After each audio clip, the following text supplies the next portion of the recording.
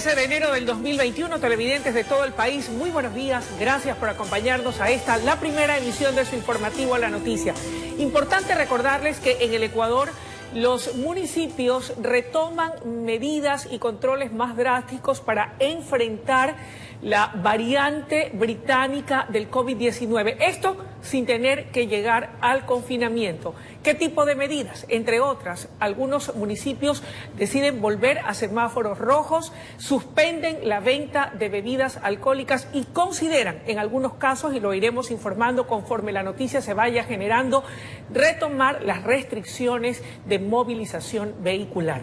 Con esta apertura, saludo como cada mañana a José Luis Arévalo. Qué gusto compartir contigo, José Luis. Buenos días. Muy buenos días. El gusto y el privilegio es poder estar compartiendo contigo y con todos nuestros amables televidentes, ratificándoles el buenos días. 7:01. Bienvenidos aquí a la noticia Primera Emisión. Arrancamos y lo hacemos con esta información. En el país se confirman 3 casos más de la nueva mutación británica del COVID-19.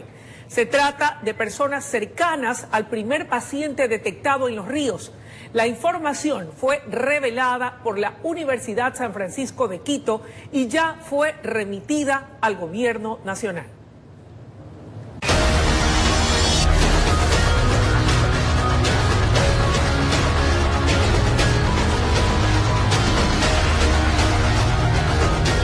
Ya no es 1, tampoco 2 ni 3. En total son 4 personas en Ecuador que se encuentran contagiadas con la nueva variante de COVID-19 proveniente del Reino Unido. Así lo informó el Instituto de Microbiología de la Universidad San Francisco de Quito. En los últimos días hemos tenido un avance en el procesamiento de muestras. Procesamos algunas de las muestras que venían y que tenían que ver con el primer paciente que reportó el INSPI. Y nosotros encontramos que 3 familiares más de este paciente también poseen la nueva variante B117. Fue el pasado lunes que el ministro de Salud confirmó el primer caso de la nueva variante británica en el país. Es un hombre de 50 años que viajó desde Reino Unido, hizo un transbordo en España y llegó a Ecuador el 12 de diciembre. Ingresó al país con una prueba PCR negativa, pero el 3 de enero presentó algunos síntomas y fue hospitalizado. El investigador de la Universidad San Francisco de Quito señala que estudiaron las muestras positivas de 6 familiares que estuvieron en contacto con el hombre y tras los análisis realizados concluyeron los nuevos 3 casos positivos. El fin de semana nos llegaron algunas de las muestras, procesamos 6, de las 6 solo pudimos tener datos de 3 y de los 3 que encontramos, los 3 también tienen la presencia de esta misma variante. Todos son familiares, entonces probablemente fue una infección entre la familia. Todos los casos registrados por ahora están presentes en la provincia de Los Ríos. ¿Cómo se encuentran? ¿Cómo están en estado de salud? ¿Están hospitalizados en casa? ¿Tal vez tiene conocimiento de eso? Me dijeron que por lo menos están estables todos. La Universidad San Francisco de Quito asegura que ha secuenciado más de 100 muestras del virus en las 24 provincias del país. Y hasta antes de detectarse el primer caso, no habían encontrado la variante. Informó Ismenia Solórzano. Oficialmente y tras ordenanza municipal, el cantón Tulcán vuelve a semáforo rojo desde las 0 horas de este miércoles ante el aumento de casos de COVID-19. Varias son las restricciones, sobre todo en el área comercial, para evitar aglomeraciones. La ocupación hospitalaria estaría en un 90%. Por más de 4 horas duró el debate entre el Consejo Municipal, las autoridades de salud y representantes de varios gremios para aprobar las medidas de restricción que entran en vigencia a las 0 horas de este 13 de enero, tras iniciar la semaforización roja en Tulcán. 2.193 casos positivos de coronavirus existen en el cantón, con un incremento del 90% en la última semana. Las medidas son específicas y ponen en alerta a la ciudadanía. Entramos inicialmente por 15 días a un semáforo rojo. El hospital nos indica que si no tomamos una medida así de estricta y de urgente, no va a tener la capacidad de atención de personas que están llegando graves.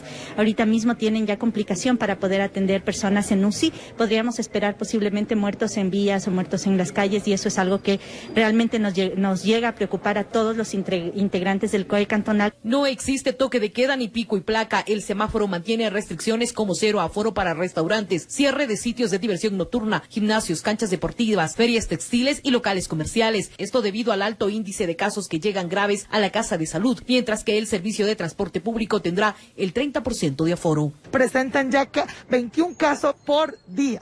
¿sí? Entonces es una parte que se presentaron 150 casos por semana. La preocupación se genera debido a que al hospital de la ciudad llegan los pacientes en estado crítico y no se cuenta con las camas suficientes para poder atenderlos. Existe al momento casos con pronósticos reservados que generan el cuidado intensivo. 45 pacientes por el contexto de COVID en el hospital. De ellos, alrededor de 20 pacientes se encuentran en situación crítica en uso de ventilación mecánica invasiva. En el área de cuidados intensivos y en el área general de camas disponibles para pacientes críticos, estamos manejando un porcentaje de 85 a 90% de ocupación. Los casos registrados hasta la semana anterior eran solamente del sector urbano, mientras que el registro determina casos incluso de comunidades como Agua, que se encuentran totalmente apartadas de la cabecera cantonal en el cordón fronterizo. En este momento tenemos casos en todas nuestras unidades operativas. También estamos presentando a nivel de la zona Agua ya casos positivos. Con imágenes de José Cedeño desde Tulcán, informa Miriam Enríquez. Y ante el número de contagiados por COVID-19 en Guayaquil, el COE cantonal anunció el incremento de camas en el Hospital Bicentenario de la ciudad. Carlos Julio Gurumendi nos cuenta en la siguiente nota que los pacientes de coronavirus también son atendidos en las carpas que permanecen ubicadas en los ingresos al puerto principal. Llegaban de varios sectores de Guayaquil. La mayoría de los pacientes tenían malestar, fiebre y otros presentaban ahogo, por lo que tuvieron que recibir oxígeno. Esto se registró en el Hospital Bicentenario de Guayaquil. Los casos de COVID en el puerto principal van en aumento. Así lo estableció la Mesa Técnica de Salud del COE cantonal. En Guayaquil existen 20.339 casos confirmados de COVID. La tasa de mortalidad es de 8 personas por día. Lo que sentía era el dolor de la cabeza, el cuerpo. Duele bárbaro. ¿Cuántos días? 6 días. Y una de las medidas adoptadas por las autoridades es el incremento de camas en el área de UCI del Hospital Bicentenario de Guayaquil para seguir atendiendo a pacientes con COVID-19. En este centro de salud municipal se incrementó el número de camas de 75 a 200. De estas son 40 para cuidados intermedios y son 160 para cuidados generales, para internación general. Y adicional tenemos 50 camas más dentro de lo que es nuestra red de salud con los otros hospitales, entonces tendríamos 250 camas efectivas para atención de pacientes COVID. Otro de los frentes de lucha contra este virus es la instalación de las carpas que están ubicadas en los ingresos a la ciudad. En estos 5 días se han atendido a 100 personas que presentan síntomas o tienen sospecha de estar contagiados. Nosotros por eso justamente que hemos abierto estas carpas centinelas en las entradas de la ciudad de Guayaquil para tratar de descongestionar un poco los hospitales. Pedro Fernández llegó desde muy temprano al peaje de la vía Daule. Antes de ir a su trabajo fue valorado por los médicos. Tenía un poco de dolor de cabeza, pero ya me revisaron todo y está todo normal. Según estadísticas del COE nacional, las provincias donde mayor contagio se presentan son Pichincha, con 78.052 casos, seguido Guayas, 29.005 casos, de allí Manabí con 15.798 casos confirmados, El Oro con 9.048 casos y Loja, 7.033 casos. Cifras entregadas de acuerdo al corte de este 12 de enero del 2021, informó Carlos Julio Gurumendi. Y el Colegio de Médicos del Guayas plantea al Consejo Nacional Electoral suspender el proceso de elecciones por el temor de que exista un rebrote de la pandemia. Al mismo tiempo formulan varias preguntas para los representantes del CNE. Veamos el siguiente informe. El aumento de casos de COVID en el país y sobre todo la presencia de la nueva cepa ha hecho que el Colegio de Médicos del Guayas, junto a otras organizaciones que velan por la salud, soliciten de manera urgente al Consejo Nacional Electoral suspender el proceso del próximo 7 de febrero, con el fin de que no exista un rebrote de la pandemia. Una solución sería de que estas elecciones sean postergadas, porque no se puede jugar con la salud de nuestros conciudadanos. Porque el 24 de mayo, que es la posesión, no se puede alterar, pero sí se puede alterar a lo menos 20 días o un mes este concepto hasta volver a tener una normalidad en lo que nosotros estamos viendo. Y en caso de no tener una respuesta favorable, este gremio formula 7 preguntas que deben ser contestadas por el CNI, como por ejemplo, cuál es el plan de contingencia con el que cuentan para el proceso, con qué se va a desinfectar los recintos electorales mientras dure el proceso. Además, se tienen todas las medidas de bioseguridad, como por ejemplo alcohol, mascarilla y el aparato para medir la temperatura. Que den a conocer cuál es el procedimiento que usarán para esterilizar el material electoral. Aquí estos recintos tendrán que ser sanitizados mínimo 4 veces mientras dura el proceso electoral, porque si no nos vamos a contaminar. Los mayores de 50 años voten de 7 a 11 de la mañana. Los que están entre 25 y 49 años voten de 11 a 2 de la tarde y los que están menores de 24 años voten de 2 a 17 horas. Y ante las campañas electorales existentes, los médicos de la provincia del Guayas hacen una sugerencia a las autoridades electorales. Hay que suspender la campaña, solo hacerla virtual. Si queremos llegar a febrero sin un contagio subiendo en curvas aceleradas, no podemos tener más focos de contagio como son las concentraciones de las campañas políticas. Informó Carlos Julio Gurumendi. El COE Nacional recomienda que el sufragio ciudadano se realice por horarios, según el último dígito de la cédula. La medida será analizada por el Consejo Nacional Electoral. Además, el gobierno señaló que hará pruebas rápidas de COVID-19 a los miembros de las juntas receptoras del voto.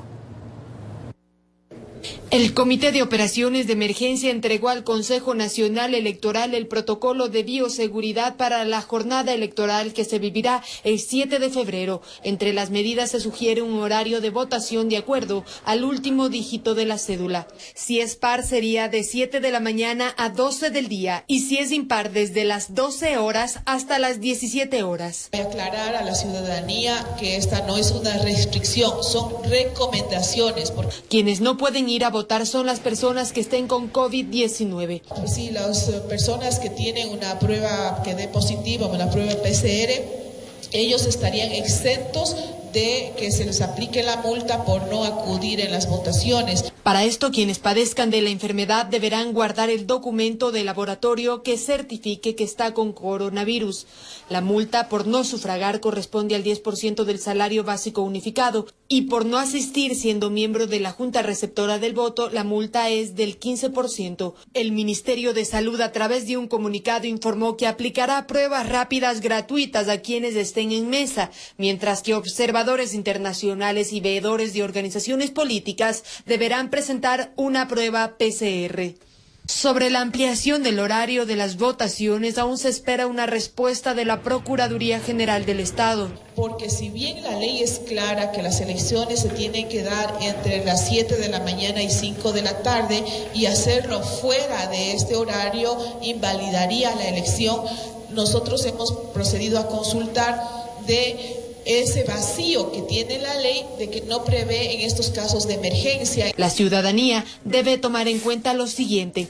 Solamente se permite el ingreso de la persona que va a sufragar, sin niños y con su propio esferográfico para evitar la manipulación. Cada recinto electoral tendrá solo un ingreso y una salida para evitar que la gente tenga contacto. No se permitirá el ingreso de alimentos. A cada miembro de la Junta Receptora del Voto se le entregará un kit de bioseguridad. Los gobiernos autónomos descentralizados deberán controlar que no exista venta ambulante ni acumulación de vehículos.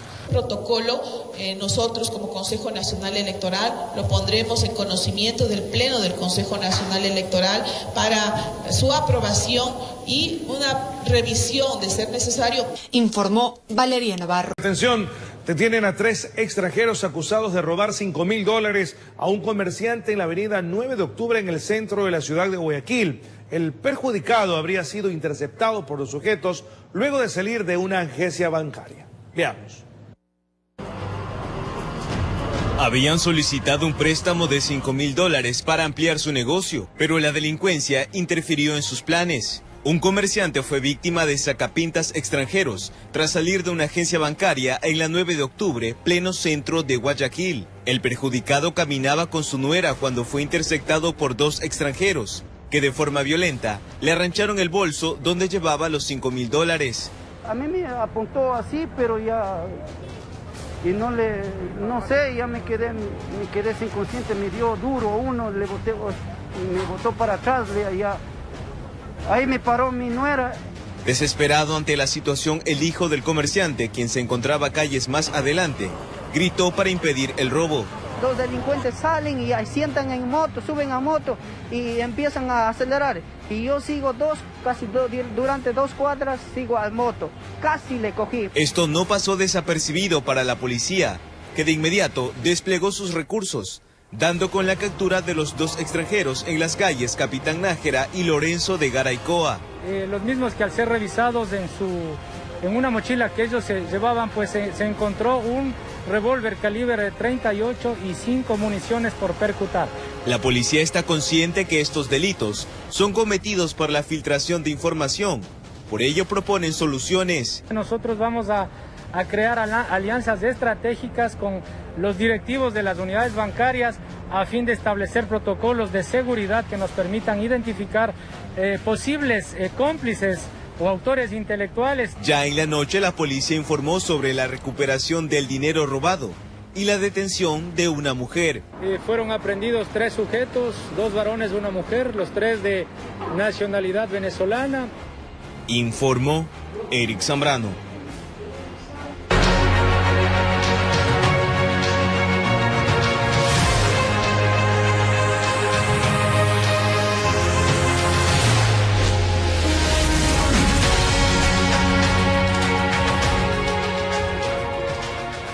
Y desde hoy les presentaremos los perfiles de los candidatos que encabezan la lista de aspirantes al legislativo en su segmento Rumbo a la Asamblea.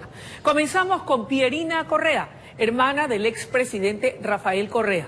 Es la primera candidata a asambleísta nacional por Centro Democrático y la Unión por la Esperanza. Propone la eliminación de la ley de apoyo humanitario, inversión estatal en los GATS y la repatriación de capitales para inyectar liquidez y generar plazas de trabajo. Hola Flor, ¿cómo vas? Es su 4º intento. En 2007 se postuló a la constituyente y en 2 ocasiones a la prefectura de Guayas. Pierina Correa es arquitecta, desde las aulas con aptitudes deportivas que la llevaron a torneos internacionales. No fue extraña por ello su designación en Fede Guayas, ahora por la lista 1 en la UNES. Aspira una curul. Será la derogatoria a la mal llamada ley de apoyo humanitario. Se ha tomado la decisión de que mediante una evaluación también se analizará la posibilidad de reingresar al personal, sobre todo del área de educación y del área de salud. Plantea generar empleo y emprendimientos con la asignación de $3.000 millones a los GATS, otros 3.000 a las cooperativas y los 1.000 millones que costará el bono para los desempleados y quienes perdieron a la cabeza de familia en pandemia. Las reservas nacionales que constan en Suiza, que está por encima de los $5.200 millones, aquellas grandes empresas y aquellos bancos, a través de incentivos se logre traer, no necesariamente los 30.000, pero una cifra estimada en 5 o 6.000 millones de dólares para que sea reinvertida. Si le hablan de transparencia, no cree en la eliminación del Consejo de Participación Ciudadana, hoy en ciernes parlamentaria. Juan Camacho fue asesor de su hermano y luego llegó a ser fiscal general de la Nación. A ver, el hecho de que seas o hayas sido funcionario no debería ser una tacha, sino ver su trayectoria, su experiencia, su preparación. Tras la ampliación del aborto voluntario aprobada en Argentina y 2 intentos infructuosos en el Ecuador. Yo creo que tenemos que revisar otras alternativas, fortalecer desde el sistema estatal, a través del gobierno de turno y las diferentes instancias de salud, la prevención. Es la segunda de los Correa Delgado y primera candidata a la Asamblea Nacional. Con cámara de Efraín Flores, informó Jorge Escobar.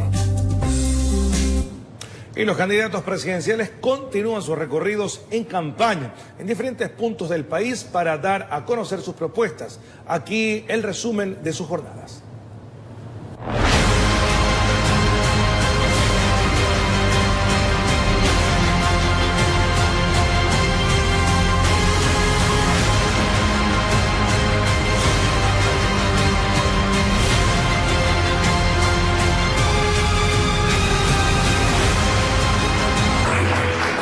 Gustavo Larrea, candidato presidencial por el movimiento Democracia Sí, Lista 20, resaltó su propuesta de gobierno encaminada a bajar las altas tasas de desempleo agravadas por la pandemia, entre otros proyectos. Hacer de la educación un instrumento de desarrollo económico. Hay que reabrir las escuelas comunitarias y en los recintos, sin duda alguna. Y vamos a tener que hacer una campaña de alfabetización dirigida a esas niñas y niños y adolescentes que quedaron en el analfabetismo. La aspirante por la lista 35, Jimena Peña, cumplió agenda en la provincia del Guayas con caravanas y recorridos por Santa Lucía, Daule, Milagro y Guayaquil. Yo creo que las mujeres podemos reconciliar y vamos a gobernar el Ecuador con las mismas prioridades con las que gobernaron las mujeres sus hogares. Que las mujeres, pase lo que pase, sabemos que hay que garantizar ese plato de pan en la mesa. El presidenciable por la alianza Creo Partido Social Cristiano, Guillermo Lasso, estuvo en Santo Domingo de los Áchilas, en donde indicó que uno de los principales objetivos de su propuesta de gobierno en corto plazo es erradicar el hambre. Dentro del presupuesto del gobierno, que son 27.000 millones de dólares al año, deberemos encontrar con prioridad para atender a aquellas familias que han caído en el hambre, 300.000 familias ecuatorianas, y encontraremos todos los recursos que sean necesarios para poder cubrir el hambre y la necesidad esencial de vida de esta familia. En Guayaquil, el candidato de Avanza, Isidro Romero, habló sobre la recuperación de la economía. Voy a hacer en el Ecuador, una parte del Ecuador mirando al Pacífico, el mayor centro financiero del Pacífico Sur. Va a haber un impuesto único del 5%. Será el mayor centro de inversión en este país.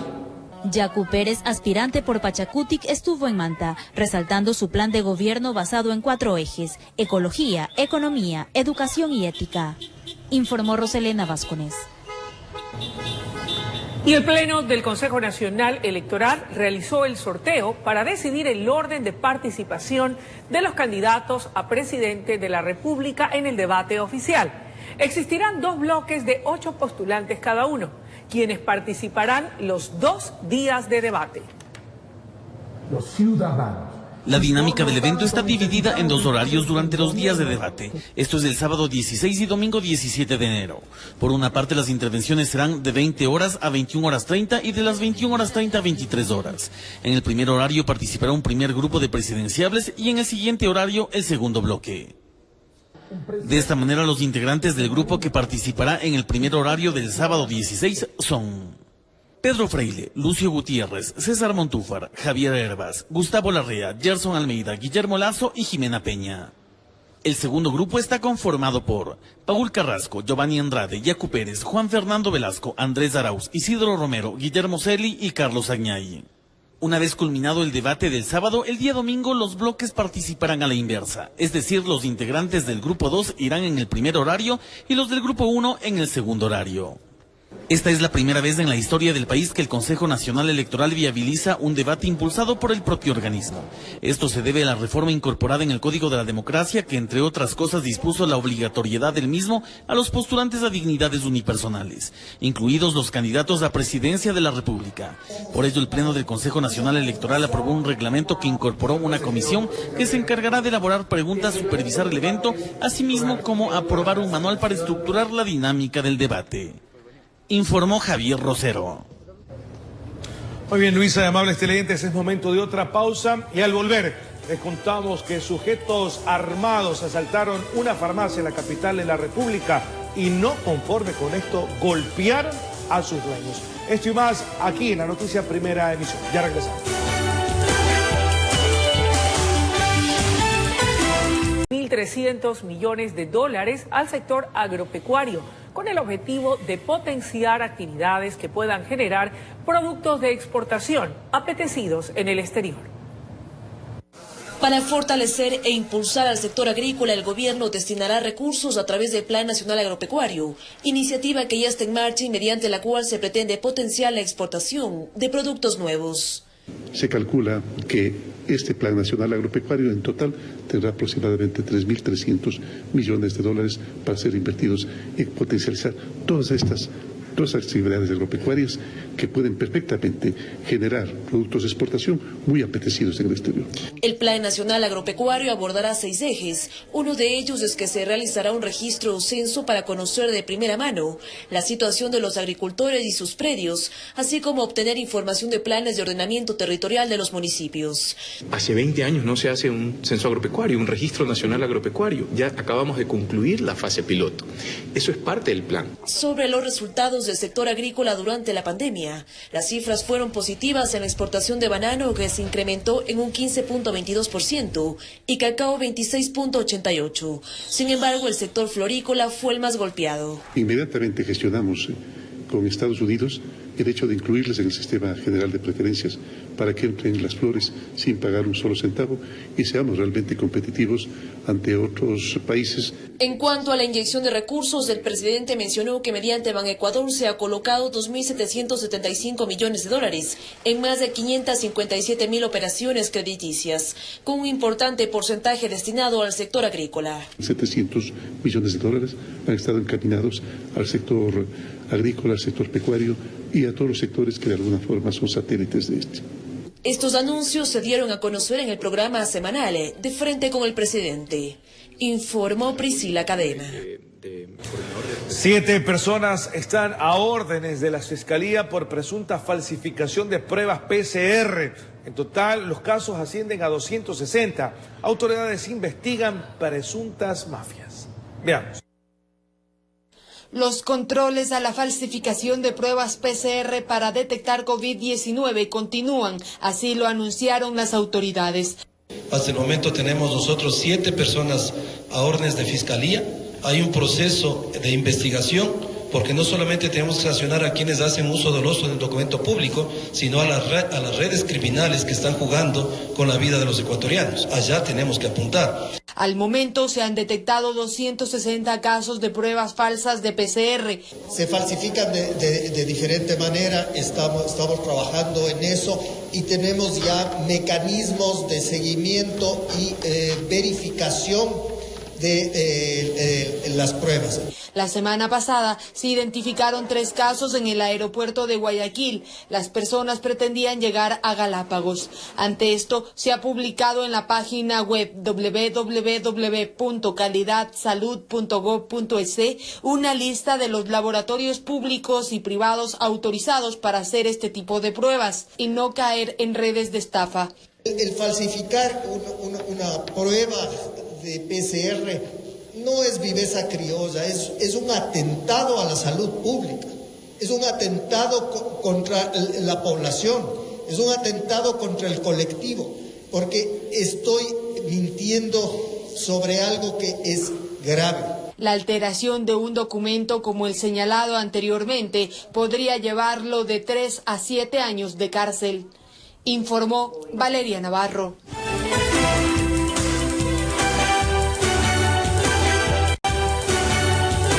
Bueno, estamos de vuelta con más información aquí en la noticia Primera Emisión. El Colegio de Médicos de Pichincha expresó su respaldo a su exdirector de salud del IES, Mauricio Espinel, quien es investigado por la Fiscalía por posibles irregularidades en la compra de mascarillas durante la emergencia sanitaria en el 2020. Los representantes de los galenos solicitaron a las autoridades transparencia en el debido proceso. En marzo del 2020, al llegar la emergencia sanitaria por el COVID-19 al país, la Fiscalía abrió un proceso de indagación por posibles irregularidades en la compra de mascarillas en el IES, tras de lo cual esta institución suspendió las órdenes de compra de mascarillas y otros insumos. En el mes de diciembre, las investigaciones vincularon en el caso a varias personas más, entre ellas al entonces director de salud del IES, Mauricio Espinel, quien mencionó que su presunta implicación sería por 3 factores. Uno, haber hecho el informe de la pandemia. 2, haber hecho el análisis de necesidades a nivel nacional de equipos de protección. Y 3, haber iniciado el proceso de reforma presupuestaria para que las unidades de salud cuenten con los recursos y puedan atender a la pandemia. Las supuestas irregularidades por las que la Fiscalía involucra al doctor Mauricio Espinel son asociación ilícita, tráfico de influencias y falsificación de firmas. Se ha revisado todo el proceso y no hay indicios que dirijan mi accionar hacia esos potenciales delitos tipificados en el Código Penal. Razón por la cual el presidente del Colegio de Médicos de Pichincha mostró su respaldo hacia el exdirector de salud del IES, solicitando el respeto al debido proceso, en especial al gremio de galenos. El Colegio Médico de Pichincha pone a la disposición no solamente del doctor Espinel, sino de toda la población, a nuestro Tribunal de Honor, para que el Tribunal de Honor revise el proceso, sea garante del proceso y sea vigilante, que se guarde el respeto al debido proceso del doctor Espinel. La fase de investigación del caso concluyó, por lo que el siguiente paso será convocar a la audiencia de formulación de cargos. La posible compra irregular de mascarillas asciende a los $10 millones, informó Sofía Bin. José Luis y amables televidentes, así estamos finalizando la primera emisión de su informativo La Noticia. Quiero indicarles que a las 8:30 de la mañana estará con nosotros en una entrevista en vivo el doctor Javier Orti, candidato a la Asamblea Nacional por el partido político Avanza. Una interesante entrevista que no pueden perderse. José Luis. Y ahora viene la noticia en la comunidad junto a Rosalena Bajones y Mayra Montaño para informarse más y mejor aquí en la pantalla de Red.